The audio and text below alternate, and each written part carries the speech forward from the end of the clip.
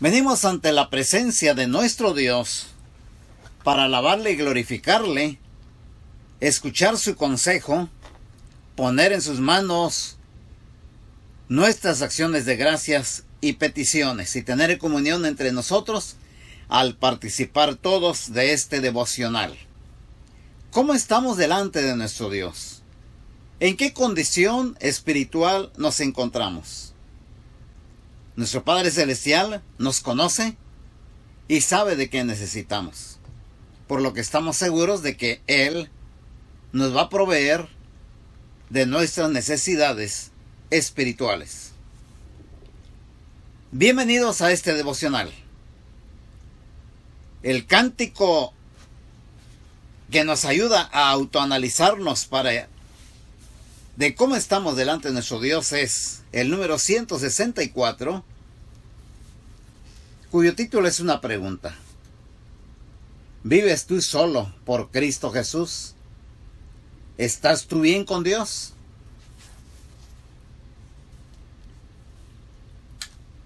¿Vives tú solo por Cristo Jesús? ¿Estás tú bien con Dios? Hay en tu alma paz, gozo y luz. ¿Estás tú bien con Dios? ¿Estás tú bien con Dios?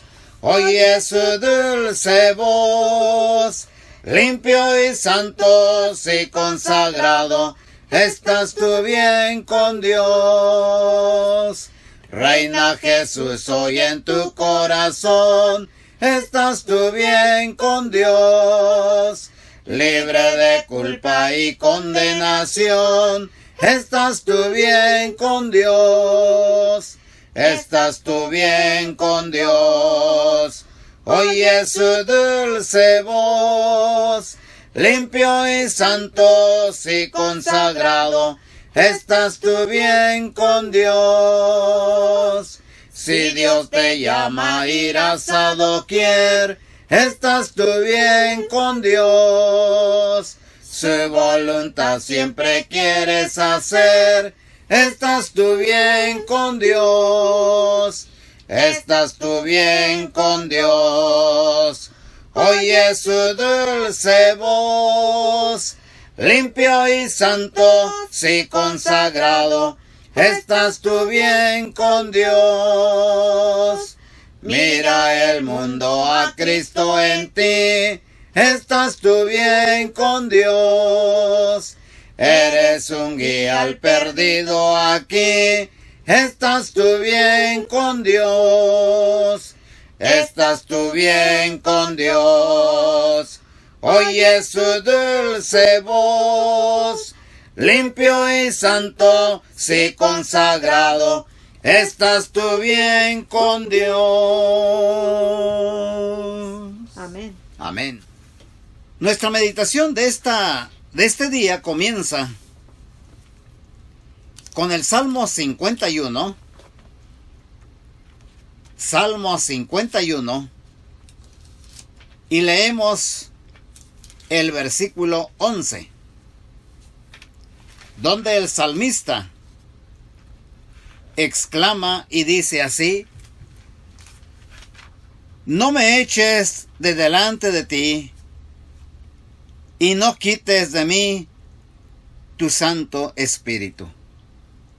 Repito, el ruego de David a nuestro Padre Celestial: no me eches de delante de ti, y no quites de mí tu Santo Espíritu. Una vez más, vemos nosotros cuando dice Espíritu, se encuentra con letra mayúscula refiriéndose al Espíritu Santo. Sin embargo, cuando en el versículo 10 también habla de Espíritu, observe lo que dice el versículo 10: crea en mí, oh Dios, un corazón limpio, y renueva un espíritu recto dentro de mí. ¿En dónde está la diferencia? El salmista está hablando en el versículo 10 del espíritu que está en él, que forma parte del elemento humano, es un elemento del ser humano. Ahora, cuando en el versículo 11 dice, no quites de mí tu Santo Espíritu, es algo anexo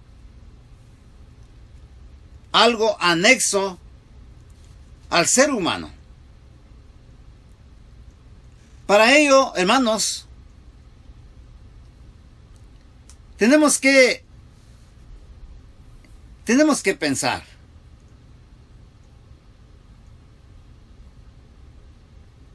La súplica del salmista,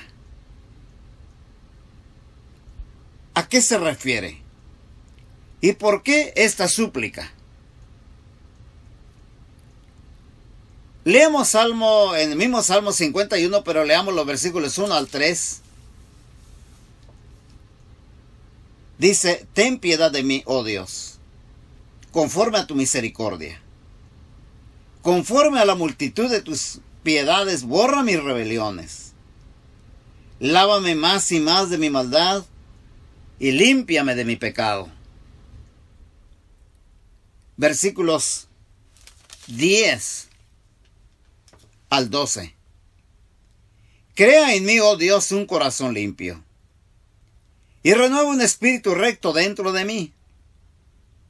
No me eches de delante de ti, y no quites de mí tu Santo Espíritu. Vuélveme el gozo de tu salvación, y espíritu noble me sustente. ¿Por qué esta súplica tan angustiante? ¿Por qué era para David sustancial, prioritario,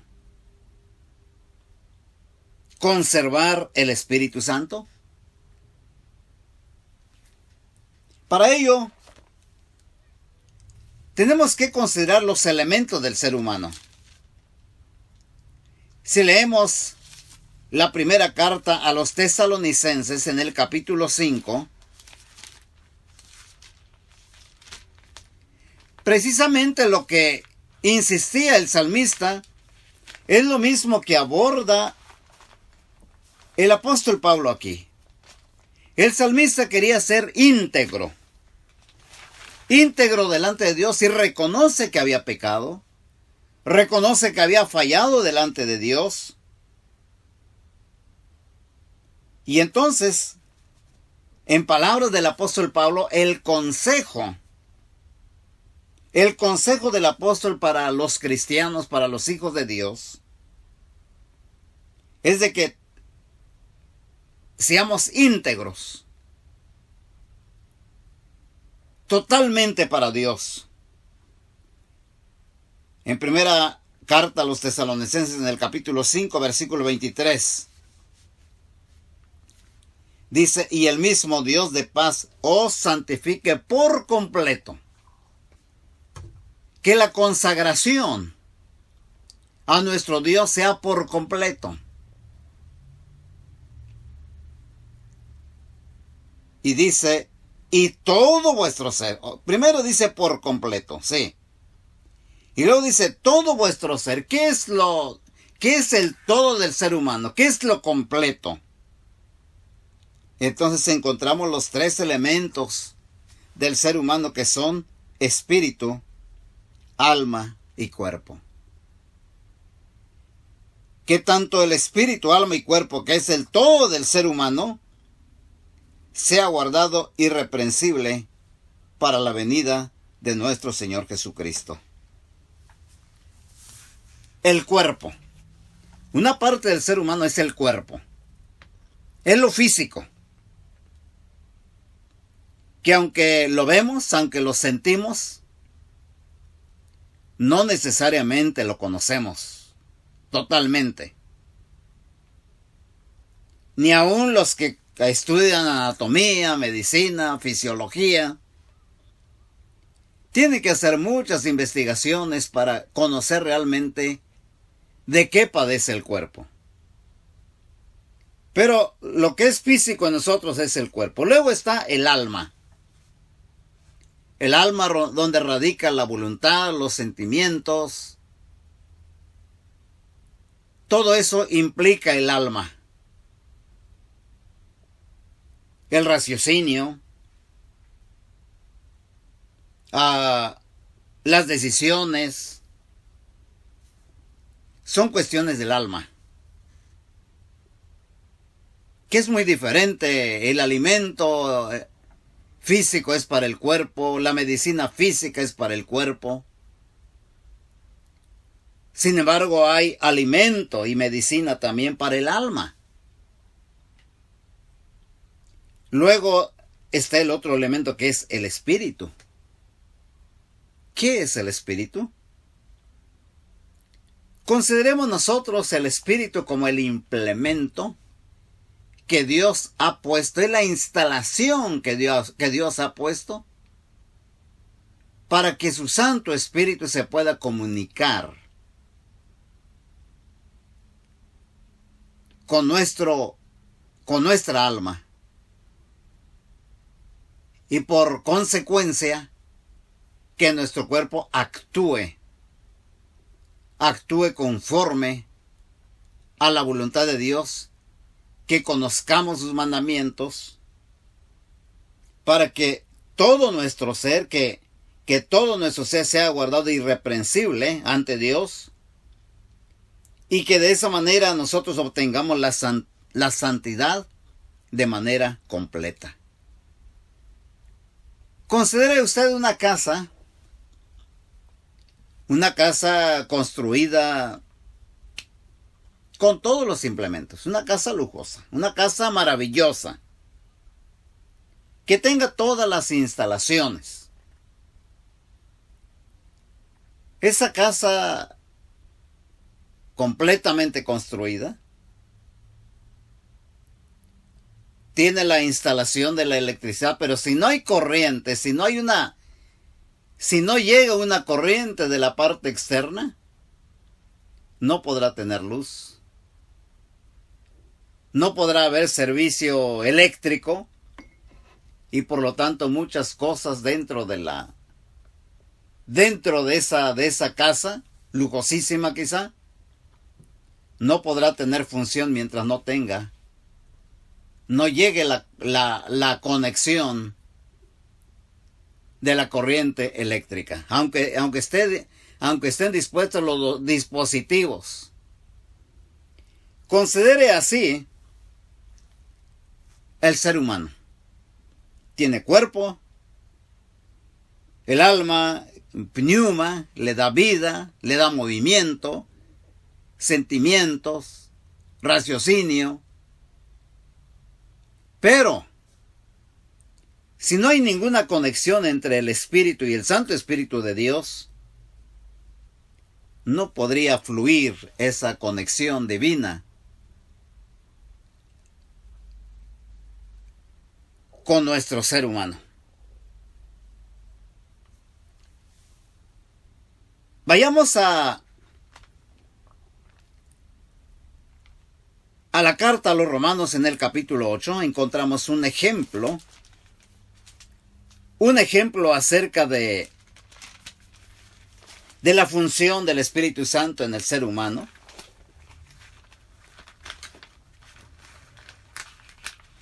En el versículo 13 dice: porque si vivís conforme a la carne, moriréis. ¿Sí? Cuando la persona no tiene conexión, su espíritu no tiene conexión con el Espíritu Santo, es carne. Tiene alma, sí, pero su destino es la muerte, simplemente. Pero la segunda parte dice: mas si por el Espíritu hacéis morir las obras de la carne, viviréis. Dice: porque todos los que son guiados por el Espíritu de Dios, estos son hijos de Dios. No quites de mí tu Santo Espíritu. Le vamos entendiendo entonces aquí la razón de la súplica angustiante de David. No quites de mí tu Santo Espíritu, dice, versículo 14, porque todos los que son guiados por el Espíritu de Dios, estos son hijos de Dios. El versículo 16, Dice, el Espíritu mismo da testimonio a nuestro espíritu, ¿sí?, de que somos hijos de Dios. Cuando el Espíritu Santo tiene conexión con nuestro espíritu, cuando fluye esa relación, cuando esa conexión es magnífica, es buena, es fluida,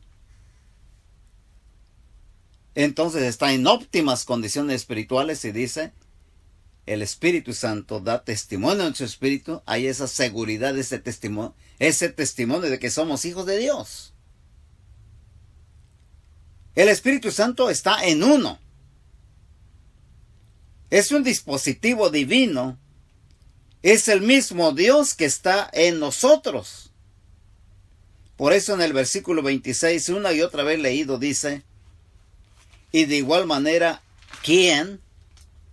El Espíritu, es decir, el Espíritu Santo, nos ayuda en nuestra debilidad. Pues ¿qué hemos de pedir como conviene? No lo sabemos. Pero el Espíritu mismo intercede por nosotros con gemidos indecibles. Ya que en nosotros está el Espíritu Santo, se hace posible esa relación con nuestro Padre Celestial. Versículo 27. Mas el que escudriña los corazones sabe cuál es la intención del Espíritu, porque conforme a la voluntad de Dios intercede por los santos. Es así como el Espíritu Santo está en uno, y por eso el apóstol Pablo en el capítulo 6 de primera carta a los Corintios, primera carta a los Corintios capítulo 6,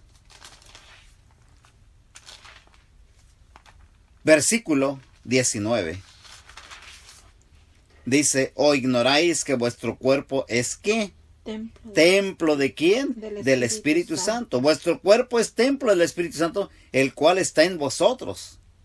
¿El cual tenéis de quién? De Dios. De Dios, y que no sois vuestros. Sí, el Espíritu Santo lo tenemos de Dios. Es Dios quien está en nosotros. Y luego el 20 dice, porque habéis sido comprado por precio, glorificad pues a Dios en vuestro cuerpo y en vuestro espíritu, los cuales son de Dios. Cuando dice, usted podría decir, bueno, y porque aquí habla de 2 elementos y en el otro, en primera carta a Tesalonicenses, habla de 3 elementos, cuerpo, alma y espíritu. Y aquí solamente habla de 2, porque dice aquí, glorificad pues a Dios en vuestro cuerpo y en vuestro espíritu. ¿Por qué? Bueno, en este caso, en ese punto en que está hablando el apóstol Pablo, cuerpo habla de lo que es lo físico, y cuando habla en vuestro espíritu está hablando de los 2 elementos que son el alma y el espíritu, que son elementos espirituales. Muy bien.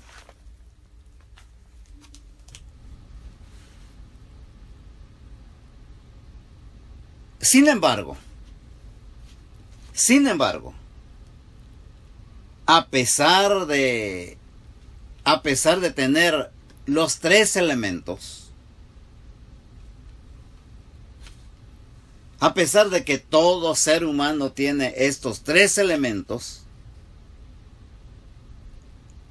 repito, muchas veces no conocemos nuestro cuerpo lo suficiente, y mucho menos el ser humano conoce su parte espiritual, pues su parte del alma. No lo conoce, y si no conoce las cuestiones del alma, mucho menos conoce la situación del espíritu. ¿Cómo está el espíritu? La prioridad del alma es la satisfacción de las emociones. Y quizá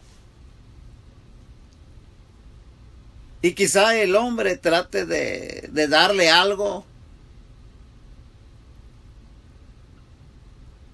en cuanto a la prioridad del espíritu. Necesita estar conectada.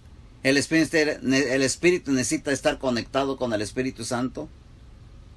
Pero muchas veces el hombre, el ser humano, no conecta con el Santo Espíritu de Dios. Pero Dios lo ha puesto en nosotros para que así funcione. ¿Cuál es la prioridad humana? Para el ser humano le interesa más lo físico. Lo físico es lo primordial para él. La salud y la fuerza es el enfoque del ser humano sin Dios. Ahí en Proverbios capítulo 20. Proverbios capítulo 20. Leyendo el versículo 29.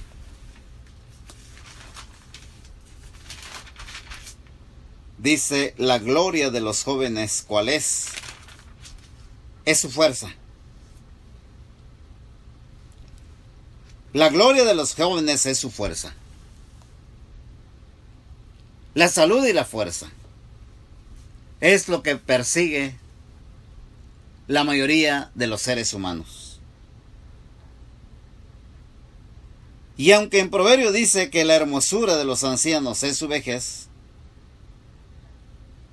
en ningún momento veremos que el ser humano, la persona carnal, no considera que los ancianos sean hermosos. No hay hermosura ahí. Vea usted cualquier anuncio publicitario. ¿Ha visto usted algunos tenis Nike, algunos zapatos de lujo, vestido por ancianos o por ancianas? ¿Verdad que no? Los modelos son jóvenes. ¿Por qué? Porque la gloria de los jóvenes es su fuerza. Lo que es físico. Para el hombre carnal, para el hombre que desconoce la necesidad de su alma y de su espíritu,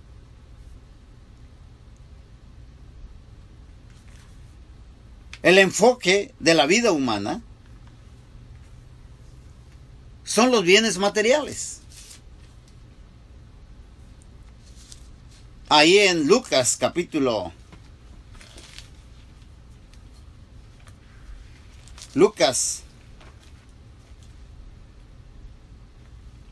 capítulo 18, versículos 24 y 25, hablando con un joven muy rico, dice, al ver Jesús que se había entristecido mucho, dijo, cuán difícilmente entrarán en el reino de Dios los que tienen riquezas. Porque es más fácil pasar un camello por el ojo de una aguja que entrar un rico en el reino de Dios. Porque la persona impulsada por los bienes materiales, la mayoría de ellos está enceguecida por esos bienes materiales y no puede aspirar, no puede ver lo que es espiritual.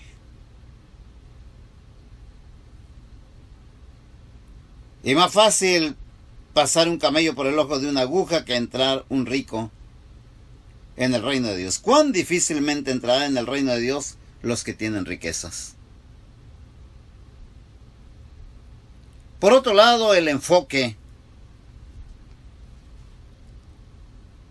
del ser humano también es en cuanto al respecto a la comida y el vestido. Dice en el mismo Evangelio de Lucas, pero ahora en el capítulo 12, versículos 16 al 19. Dice aquí, la heredad de un hombre rico había producido mucho. Y él pensaba dentro de sí diciendo, ¿qué haré porque no tengo dónde guardar mis frutos? Y dijo, esto haré, derribaré mis graneros, los edificaré mayores, y ahí guardaré todos mis frutos y mis bienes, y diré a mi alma, alma, muchos bienes tiene guardado para muchos años. Repósate, come, bebe, regocígate.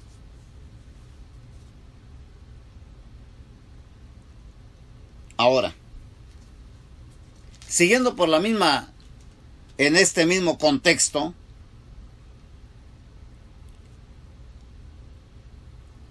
leyendo aquí,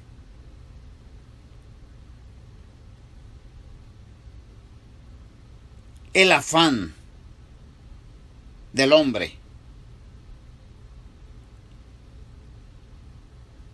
en el versículo 29, hablando a los discípulos, Cristo dijo, vosotros pues no os preocupéis por lo que habéis de comer, ni por lo que habéis de beber, ni estéis en ansiosa inquietud. Y dentro de esta ansiedad, el versículo 22 dice, por tanto os digo, no os afanéis por vuestra vida qué comeréis, ni por quién, ni por el cuerpo qué vestiréis. La vida es más que la comida y el cuerpo que el vestido. Y dice el versículo 30, porque todas estas cosas buscan, ¿quiénes? Las gentes del mundo. La comida y el vestido, hermanos, es la prioridad de las personas sin Dios. Sin embargo, a pesar de que esta es la prioridad humana, el mismo ser humano se da cuenta, la misma experiencia humana, nos damos cuenta que eso que tanto se persigue, la salud y la fuerza, nos damos cuenta a la larga de que son pasajeros. Es vanidad.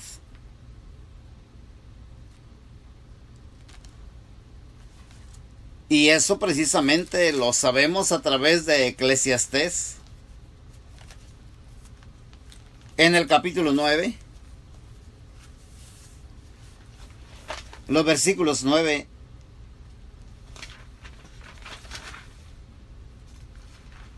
y 10. O antes de esto leamos el capítulo 9. Eclesiastés 9. Leamos los versículos 11 y 12. Dice el escritor, me volví y vi debajo del sol que ni es de lo ligero la carrera, ni la guerra de los fuertes, ni aun de los sabios el pan, ni de los prudentes las riquezas, ni de los elocuentes el favor, sino que tiempo y ocasión acontecen a todos. Sí. El tiempo acontece para todos. El tiempo pasa. El versículo 12 dice, porque el hombre tampoco conoce su tiempo, como los peces que son presos en la mala red, y como las aves que se enredan en lazo, así son enlazados los hijos de los hombres, cuando, en el tiempo malo, cuando cae de repente sobre ellos. El tiempo malo. ¿Y cuál es ese tiempo malo? Ahí en el capítulo 12 de Eclesiastés, versículo 1, todos lo sabemos de memoria, este versículo. Acuérdate de tu Creador en los días de ¿qué? De tu juventud, cuando hay ¿qué? Salud, fuerza. Antes que vengan los días malos. Y también el versículo 10 del capítulo 11 de Eclesiastés. Dice al final de este versículo 10, dice, la adolescencia y la juventud, ¿son qué? Vanidad. Son vanidad. Son pasajeros. Y esa es la triste experiencia humana, de que todo es pasajero.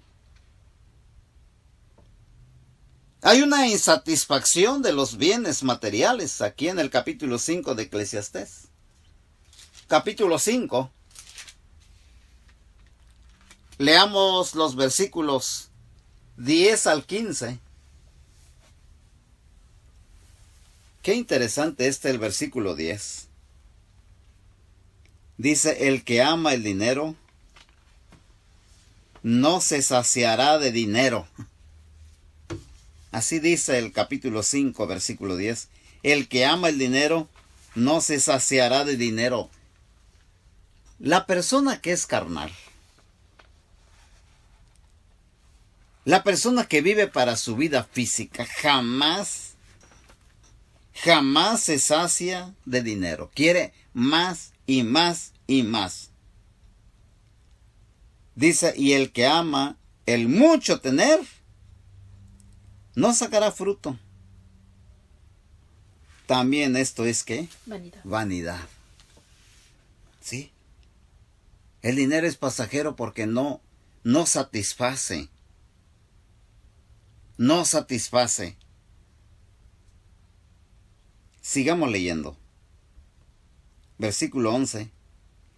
Cuando aumentan los bienes, también aumentan los que los consumen. ¿Qué bien pues tendrá su dueño si no verlos con sus ojos? Dulce es el sueño del trabajador, coma mucho, coma poco, pero al rico no le deja dormir la abundancia. Hay un mal doloroso que he visto debajo del sol. Las riquezas guardadas por sus dueños, ¿para qué? Para su mal. Las cuales se pierden en malas ocupaciones. Y a los hijos que engendraron, nada les queda en la mano. ¿Sí? Nada les queda en la mano. 15. Como salió del vientre de su madre, desnudo, así vuelve, yéndose tal como vino, y nada tiene de su trabajo para llevar en su mano. La experiencia humana, la historia humana, nos habla de esto. Howard Carter, allá por 1948, excavando ruinas egipcias, se encontró con un cuarto del faraón más humilde, del faraón más pobre. Y cuando abrió una cámara, dijo, veo cosas maravillosas. Había riquísimos tesoros. Y ahí estaba el tesoro de Tutankamón. Pensaba que este hombre pensó que se iba a llevar todo, pero ahí lo había dejado todo. Por eso dice aquí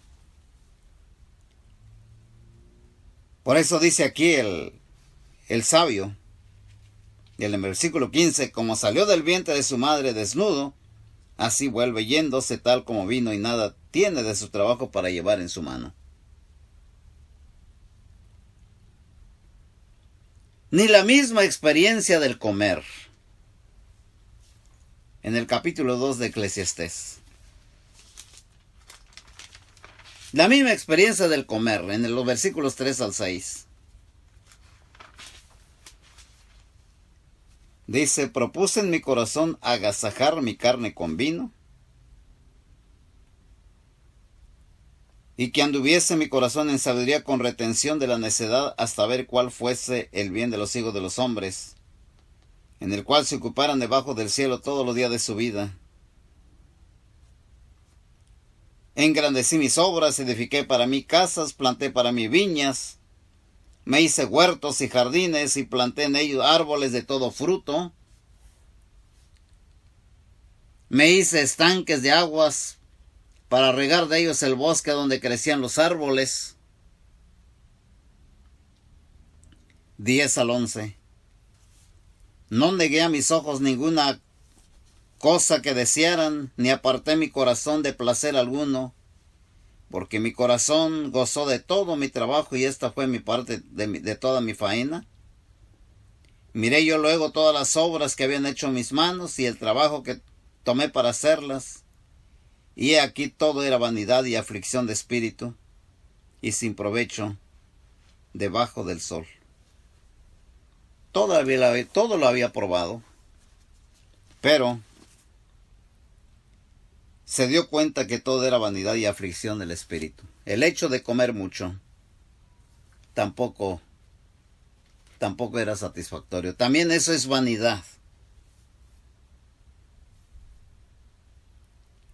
Solamente cuando se enfoca uno, cuando da prioridad uno solamente a las cosas de la carne, todo eso es vanidad. Salud y fuerza. Salud y fuerza. Había un hombre, usted sabe quién es, cuya historia en la Biblia habla de ese hombre de gran fuerza. Vayamos ahí a Jueces, al libro de los Jueces en el capítulo 14. Y descubramos lo que dicen los versículos 5 y 6. Y Sansón descendió con su padre y con su madre a Timnat. Y cuando llegaron a las viñas de Timnat, he aquí un león joven que venía rugiendo hacia él. Y note el versículo 6. Y el Espíritu de Jehová, note. Y el Espíritu de Jehová, espíritu con E mayúscula, se refiere al Espíritu Santo. Y el Espíritu de Jehová vino sobre Sansón, quien despedazó al león como quien despedaza un cabrito, sin tener nada en su mano. Hasta aquí. Un hombre joven que tenía el Espíritu Santo. Joven, fuerte, despedaza un león como quien despedaza un cabrito. Este hombre, al ser joven, también no se detuvo en gozar de banquetes. Aquí en el mismo capítulo 14, versículo 10 y 11 dice: vino pues su padre a donde estaba la mujer, y Sansón hizo ahí, ¿qué? Banquete, porque así solían hacer, ¿quiénes? Los jóvenes. Y aconteció que cuando ellos le vieron, tomaron 30 compañeros para que estuviesen con él. 12. Y Sansón les dijo: yo os propondré ahora un enigma, y si en los 7 días del banquete no me lo declaráis y descifráis, yo os daré 30 vestidos de lino y 30 vestidos de fiesta. Lo que quiero decir en este punto era que eran 7 días de banquete, 7 días de estar comiendo y bebiendo. Aquel joven. Pero notemos que él tenía el Espíritu Santo. Así lo dice. Y es que este hombre había sido elegido por Dios. Y aparte de su juventud, era que su fuerza se debía a la acción del Espíritu de Dios. Porque había sido escogido por Dios. Ahí en el capítulo 1 de Jueces, en el versículo 5, Jueces 1:5,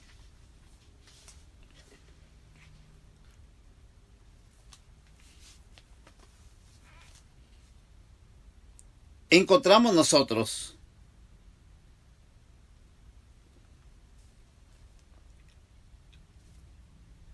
una historia.